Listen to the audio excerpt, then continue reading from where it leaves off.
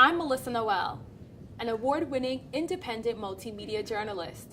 I focus on telling stories about marginalized communities, as well as those communities that are often underreported.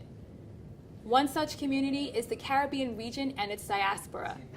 So my story series, Beyond the Barrels, looks at the impact of migration on the Caribbean's so-called barrel children. These are the children that are left behind when parents migrate for economic opportunities. They often receive material support in a shipping barrel. They get clothes, food, toiletries, and other necessities that they need. But what they often lack is the emotional nurturance or that bond with their parent.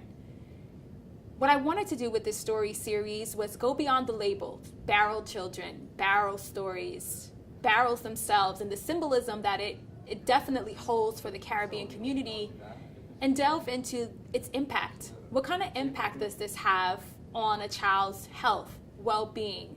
What kind of impact does this have on their relationships with their parents, their friends, their teachers, their peers? And how does it impact them throughout the rest of their lives?